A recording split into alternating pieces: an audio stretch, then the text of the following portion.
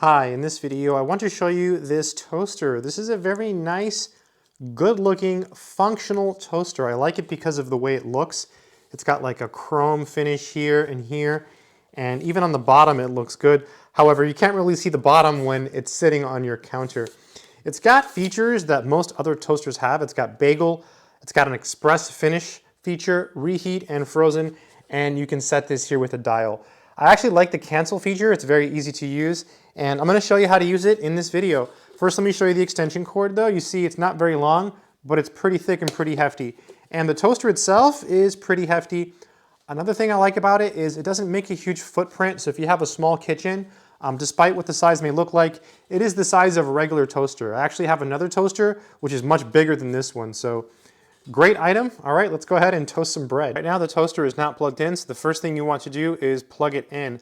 I am the kind of person that always unplugs my toaster after using it. A lot of toasters explain that when you're done using them, you should unplug them from the wall. I don't recall what the directions said for this one, but I think it's a good habit to get into. So when you're not using your toaster, unplug it just to be safe. All right, so now it's plugged into the wall. Let's go ahead and put some bread in here. Isn't that a good looking toaster? I love the chrome finish. It's just really stylish and really good looking. If you're gonna get a toaster, you might as well get one that you like because it's something you're gonna be using on a daily basis. So I have a piece of bread here. Let's go ahead and put it in the toaster. Notice how there's plenty of room here. So if you have longer pieces of bread, they will also fit. So sometimes you get like long sourdough that's a little bit longer than bread like this. It will fit in this toaster because of the size. So pretty nice. And then you just push this down and we're good to go. And then you have several options here. Let me zoom in so you can see. So if you press bagel, the bagel light turns on, press express finish.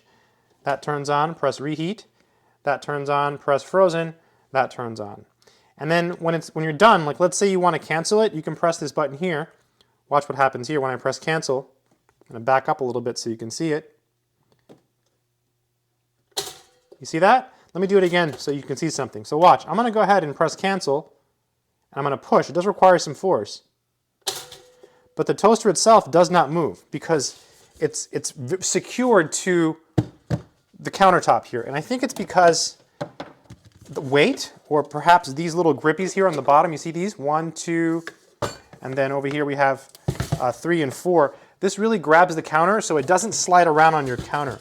A lot of toasters, they move around. This one is very, very sturdy and it's not going to go anywhere. So let me just show you that again. Let's put the bread back in.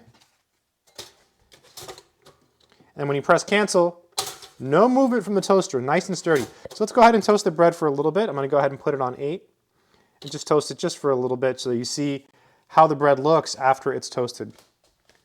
It's a little bit taller than a lot of the other toasters I've reviewed.